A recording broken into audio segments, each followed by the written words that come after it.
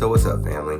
First and foremost, don't let anyone, no immigrant that comes from a continent or a country that isn't fully developed, that don't know anything about grassroots movement, that don't know anything about going through the belly of the beast, staying firm on your soil, going up against your oppression and your oppressors directly, and achieving a brighter future for your progenitors. No other group can say that, right? When things got tough socially, politically, economically, in the places they come from, they found themselves here, right? And this is no shade. This is no shade. The people that are, actually in their nations, in their countries, on their continents, respective continents, in countries. If you are there and you are fighting for the liberation, for the uplift of your people, much respect to you. This is directly at the individuals that saw fit to come to the United States of America and usurp Black American resources using the Black American identity and trying to gain proximity and protection by using our ethnonym illegally. This is about them. These individuals don't seem to understand that we know on the entire continent of Africa, there are no fully developed nations. There are 23 low to medium developed nations, but there are no fully developed nations. So you guys don't understand how to nation build. You guys keep using our leaders like you don't have your own.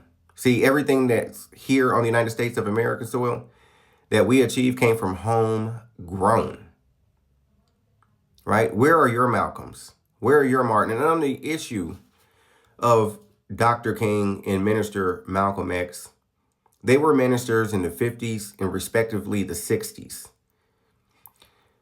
Due to the 1924, I believe it's called the Johnson-Reed Act, it restricted immigrants coming over here, specifically from Africa, excluding Egypt, but it's also Jamaica and Haiti. Restricted. Before 1965, I think that the United States Department of Census was reporting around 700 to 800 immigrants annually into the United States. From 1924 to 1965, only about 1,100 of them came per year. So who do you think Malcolm and Martin were speaking to? Immigration was not an issue. And although the Civil Rights Movement led to the passing of the Naturalization and Immigration Act, this was because, listen, we are a very caring people. Who else has churches with gospel music in it? Who does that? Who else shares our connected energy? We can be in a room, walk in a room. I can give you a certain look and you know what time it is. Your mama taught you that. See, that's Black American consciousness, which Malcolm and Martin both spoke from. Atrocities and oppression here on the United States of American soil. We could look across the pond and we could see that, hey, look, y'all got it bad over there too, right? But the legacy of slavery and the legacy of immigration on this soil are not equivalent. We are not trading one oppression for another, right? So stop the fucking trauma bonding, right? We know it's bad everywhere, but we're saying fight for what you want. We did, right? Don't flee over here because you don't want to fight. You'll get no respect from us. Getting back to Malcolm. If you listen to the Ballad or the Bullet speech, Malcolm is talking to the Black Americans in the United States of America. He talks nothing about immigration. Even when Malcolm went to the United Nations, he was talking about turning civil rights into human rights issues. This was at a time where the United States was involved in the Cold War, so reputation on the world stage mattered, right?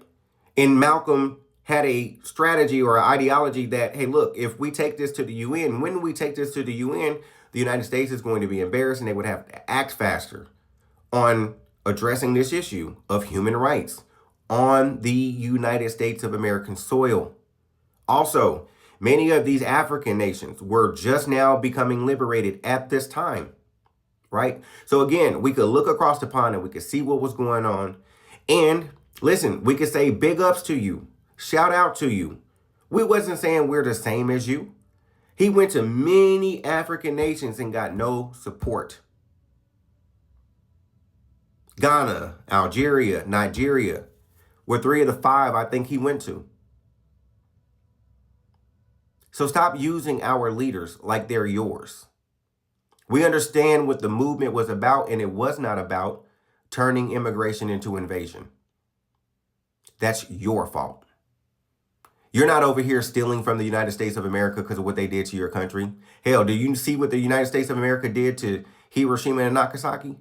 Do you see Japanese people running over here, immigrants running over here, claiming to be another Asian group? Do you see that happening? Do you see birth tourism happening using our identity, our communities, our heritage, our legacy, cosplaying us? This is the reason why we have a problem directly with you. We know that we have similar skin tones. That does not mean that we are the same. So it gives you no right to use our ethnonym. You have a classification, use it. Do not use any of our reclassified ethnonyms. That is not you. It will never be you. You are not a part of the struggle, so you have no part of the benefit. Have a good one.